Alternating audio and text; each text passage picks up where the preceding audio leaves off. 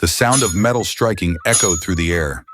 Clang, clang, clang. It was Ibuka, the village blacksmith. He was a man of great strength and beauty. His body glistened with sweat as he hammered a piece of iron into shape.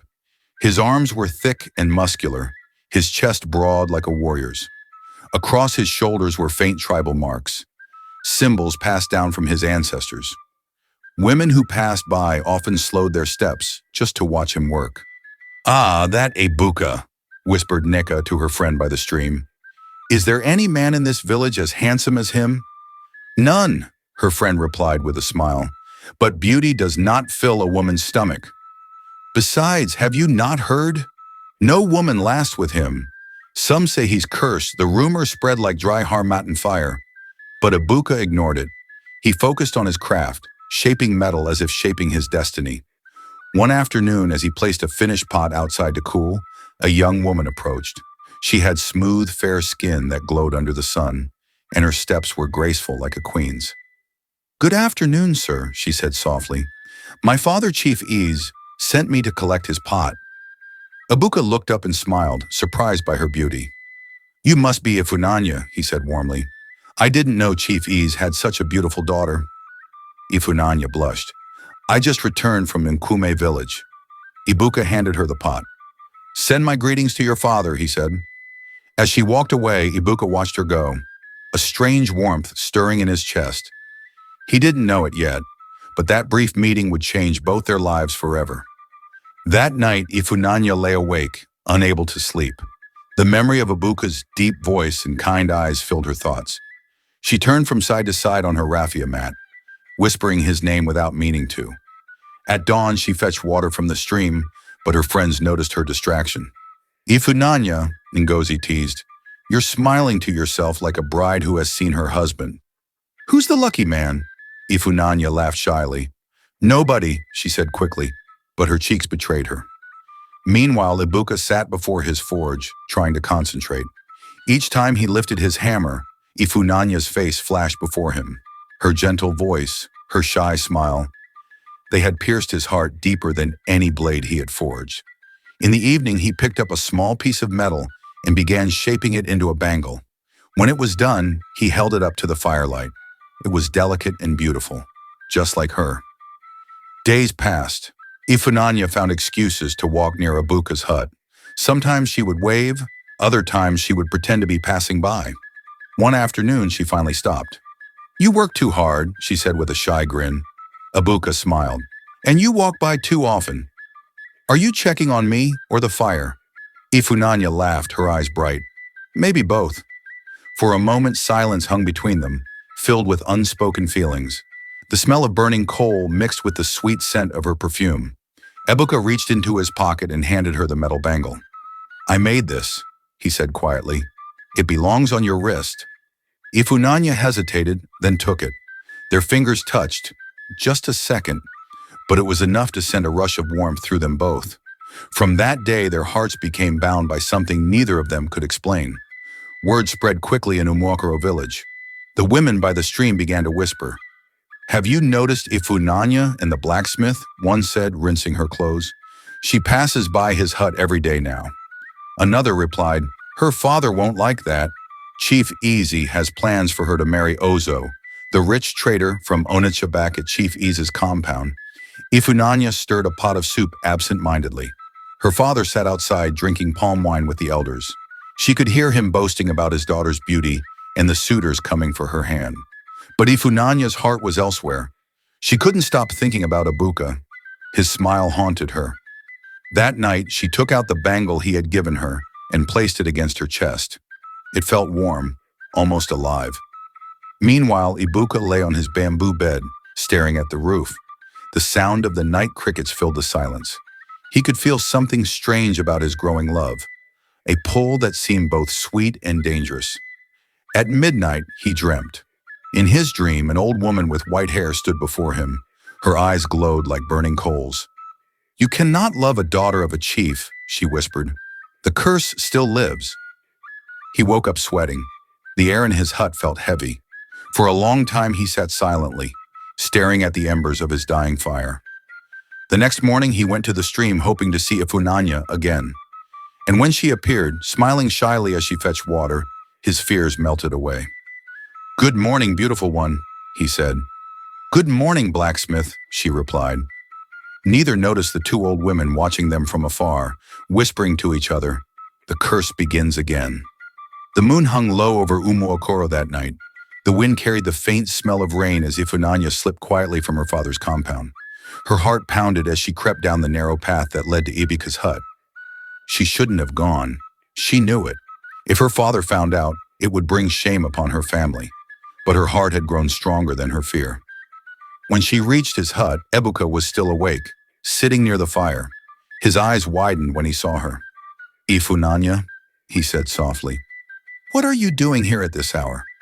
"I couldn't sleep," she whispered. "I needed to see you." Ebuka stood, unsure what to do. "If your father hears of this, he will kill me." "Then let no one hear," she said with a trembling smile. They sat together, speaking in low voices. The flickering firelight danced across their faces. Ebuka told her stories of his childhood, of how his mother had died young, leaving him to learn blacksmithing from his father. Ifunanya told him of her time in Nankwume, of the loneliness she felt even among people. When silence finally came, it was soft and sweet. Their hands touched. Ebuka wanted to pull away, but he couldn't. "Ifunanya," he said quietly, "you don't understand what you're doing. I am not a man meant for love." "Then let me be the one who teaches you," she whispered. The night grew deeper. Outside, the wind rustled the palm trees. Inside, two hearts surrendered to a love that felt both forbidden and pure. But above them, unseen, a shadow moved. The spirit of an ancient woman, watching, waiting. The same old curse that haunted Ebuka's bloodline had just been awakened again. Days turned into weeks, and their secret meetings continued. Every night, Ifunanya found her way to Ibuka's hut. Their love deepened, gentle at first, then fierce like the village fire festival. But one evening, as they sat together beneath the mango tree behind his hut, Ibuka's face grew dark with worry. "Ifunanya," he said slowly, "there is something you must know." She turned to him, confused. "What is it?" He hesitated, his eyes full of pain. "The women who came before you, none stayed. Each one fell ill or disappeared. The elders say I am cursed. They say any woman who shares my bed will suffer." Ifunanya felt her heart tighten. "That's just superstition," she said quickly. "You're not cursed. People fear what they don't understand." But Ebuka shook his head. "You don't understand, my love. My grandfather offended the river goddess long ago. She swore that no man of our blood would ever know peace and love. The first woman I ever courted, a daisy, vanished the night she came to my hut. The second died of fever a week later." Ifunanya's face paled. For a moment she said nothing. The sound of crickets filled the silence. Finally she reached for his hand. "I don't care what the gods say. I love you, Ebuka. I'll stand by you. Curse or no curse." Ebuka looked into her eyes, torn between fear and desire. "Then may the gods have mercy on us both," he whispered. That night, as they embraced under the moon, the wind howled through the palm trees. Far away, the river goddess stirred, her voice echoing faintly in the wind. "You have been warned." The days that followed were filled with both joy and dread. Ifunanya and Ebuka met secretly whenever they could. Sometimes they sat by the stream, dipping their feet in the cool water. Other times they watched the sunset behind the palm trees, their hands intertwined. To Ifunanya, it felt like heaven. Every smile from Ebuka warmed her heart. Every word from his lips felt like poetry. But at night, when she returned home, fear whispered to her. She would remember his words, the curse, the vanished women, and her body would shiver. One evening, she knelt beside her bed and prayed, "Ancestors of my mother, protect me. If this love is true, let it live. But if danger hides within it, show me before it is too late." The next day, she saw Ebuka again. He noticed the worry in her eyes. "Ifunanya," he said gently, "are you scared of me?" She hesitated. "Not of you, but of what may come." Ebuka sighed. "I've lived alone for too long. If the gods want to punish me, let them. But I will not let them take my happiness again." Ifunanya looked at him with tears in her eyes. Then we'll face them together, she whispered. That night, they sat outside his hut, watching fireflies dance in the dark. The air smelled of rain and palm wine. For the first time, Ifunanya felt that love, even if cursed, was worth every risk. Yet far across the river, a shadow moved through the water, her voice echoing like the wind. When love defies the gods, blood will answer. The moon was full that night, glowing like silver above Umokoro village. The air was thick with desire and fear as Ifunanya entered Ibuka's hut.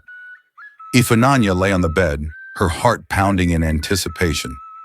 She had always dreamt of this night with Ibuka, but now, faced with the reality of it, an overwhelming fear crept in. "What is this?" she screamed, her voice trembling as she shrank into the corner of the bed, eyes wide with disbelief. Why is your thing so big?" she stammered, unable to hide the shock. Her body, which had moments ago been filled with excitement, now recoiled in both fear and disappointment. Tears welled up in her eyes. "I can't do this," Ifunanya whispered, her voice breaking as tears rolled down her face. She had always imagined this night, her first time with Ibuka, but never expected this. She had judged his size with her eyes and convinced herself she could handle it.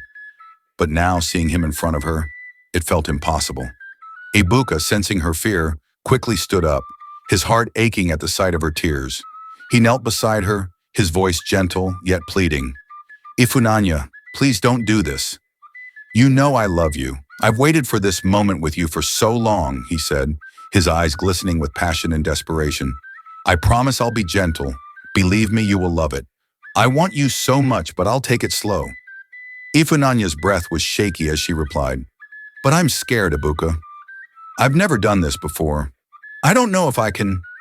Ibuka leaned closer, softly brushing his hand behind her ear, trying to calm her trembling. The small hut was thick with tension, their desire battling against fear. Both of them wanted it. Their hearts prayed silently to the gods for guidance, for a miracle to make this moment right. After what felt like an eternity of tender touches and whispered words, Ibuka made another attempt, slowly guiding her through the moment. But then, in an instant, Ifunanya let out a scream so loud it shattered the silence of the night. Her cry pierced the stillness of Umokoro village, waking those who had been fast asleep. Villagers rushed out of their huts, eyes wide with fear and confusion. They gathered outside Ibuka's home, drawn to the sound of the scream. Outside, Chief Ease, who had been asleep, sprang from his bed. "That was my daughter's voice," he shouted. He grabbed his machete and ran toward Ibuka's hut, followed by other villagers. "What's going on in there?" Chief Ease shouted, pounding on Ibuka's door with force. "Open this door!" "That's your father," he whispered, his voice filled with dread. Ifunanya lay on the bed, her body shaking, pain radiating through her. She was bleeding. The pounding on the door grew louder. "Open this door!" Chief Ease roared. "What have you done to my daughter?" Before Ibuka could answer, the door burst open. Chief Ease stormed in, his eyes wide with horror as he saw his bleeding daughter on the bed. "What have you done, you beast?" he shouted, raising his machete. Ibuka raised his hands. "Please, I swear." But his words were drowned out by the cries of the villagers. That night, the love that was meant to unite two hearts became the beginning of a storm that would shake Umokoro forever. The villagers surrounded Ibuka's hut like bees around honey. Torches burned, their flames dancing angrily in the dark. Ifunanya lay on a mat, weeping softly as two women tended to her. Chief Ease stood before Ibuka, fury written all over his face. "You defiled my daughter. You have brought shame to my family." Ibuka knelt, his head bowed. "Chief, I love your daughter. I didn't force her. It was love, not lust." "Love?" Chief Ez spat on the ground. "You call this love? Look at her. She's bleeding," the villagers murmured among themselves. Some pitied Ibuka. Others whispered that the curse had struck again. "Let the elders decide," said old Mama Nwaka, the village priestess. "This is no ordinary matter. The gods must speak." That night, the elders gathered at the village square. The moon hid behind the clouds and thunder rumbled in the distance. Chief Ease demanded justice. "Let him face the wrath of the gods," he cried. Ebuka, chained and covered in shame, looked toward the heavens. If I am guilty, let the gods strike me dead. But if love is my only sin, may truth set me free. The elders nodded. Tomorrow at sunrise he will stand before the oracle, one declared. As the villagers dispersed, Ifunanya clung to her father's leg, crying, Please, Papa, don't let them hurt him. He didn't mean to. Enough, Chief Ease shouted. You will not speak of him again. But that night as she lay awake, Ifunanya felt something strange. Her body ached, but deep inside she could feel a presence, a whisper in her ear saying, You have awakened what should have slept. At dawn, the entire village gathered before the shrine of the oracle. Drums beat slowly as smoke rose from burning herbs. Ibuka stood at the center, his hands bound with palm leaves. The priestess, Mama Nwaka, stepped forward, her eyes closed as she chanted, O great spirits of Umawakaro, judge this man. If he has sinned, let the fire burn. If he is pure, let the fire die. A small pot of fire was placed before him. The villagers watched in silence. Ibuka took a deep breath and stepped forward. The flames flickered wildly, then, to everyone's surprise, went out completely. Gasps filled the air. The gods are confused, Mama Nwaka murmured. He is neither guilty nor innocent. Chief Ease stepped forward angrily. What kind of judgment is this? You expect me to believe the gods cannot see? The priestess shook her head. The gods are not blind. There is another power at work, a spirit older than this land. Suddenly, a cold wind swept through the shrine. The flames reignited on their own, burning blue. The villagers screamed and ran back. Mama Nwaka's eyes widened. The river goddess has come, she cried. She claims this man's bloodline offended her long ago. Every woman who joins with him shall pay the price. Ifunanya fell to her knees. Then take me instead, she cried. He did nothing wrong. Punish me if you must. But the wind grew stronger, and the priestess's voice trembled as she said, The goddess does not want death. She wants truth. At that moment, the river far away began to roar, its waves rising like thunder. The curse had truly awakened. Mama Nwaka gathered the villagers by the sacred river that evening. The sky was dark, lightning flashing across the clouds. The truth must be told, she said in a trembling voice. Ebuka's grandfather, Okonkwo, the first blacksmith, once stole iron from the river goddess's shrine. He used it to forge weapons for war, killing many. The goddess cursed his bloodline, that no son of Okonkwo shall find peace and love. Gasps spread among the villagers. Chief Ease turned to Ebuka with disgust. You knew this? I suspected, Ebuka said weakly, but I hoped love could break it. The priestess continued. Each time he loved a woman, the curse grew stronger. A days disappeared because the river claimed her. Now Ifunanya has awakened the curse fully. Ifunanya stood, trembling. Then what must be done?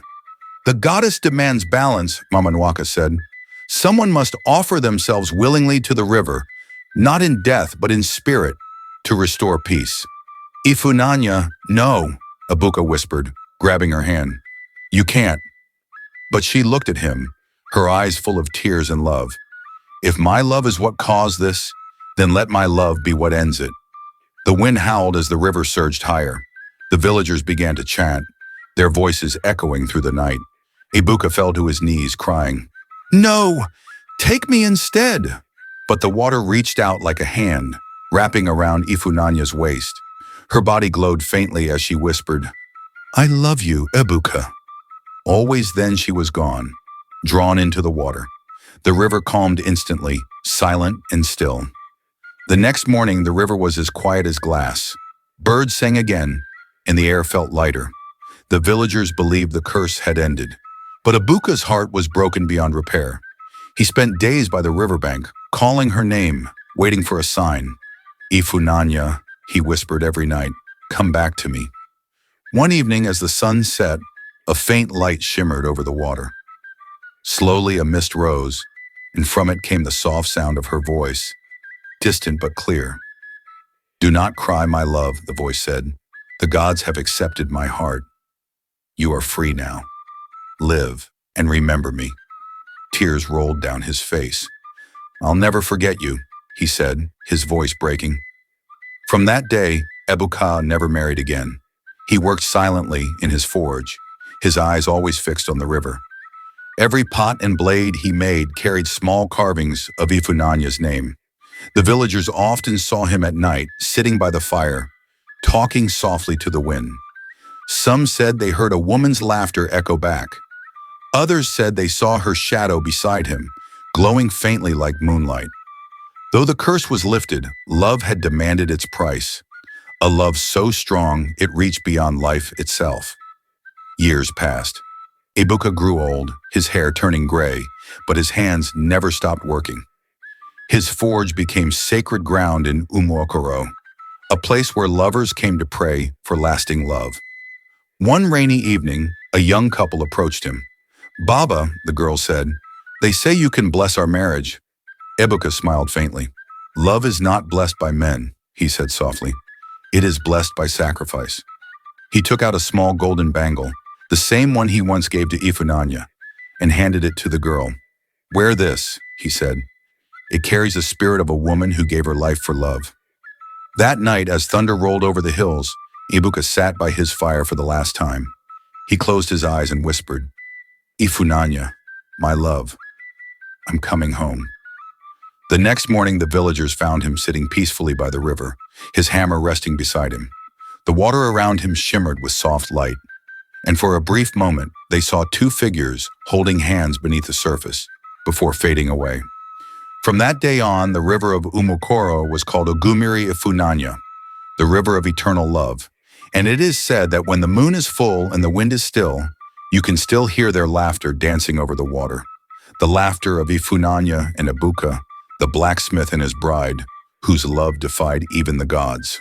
Thank you for watching this episode. Every story we share carries wisdom, culture, and lessons passed down through generations. If you want to continue this journey of discovery with us, make sure you like this video, share it with friends and family, and most importantly, subscribe to our channel.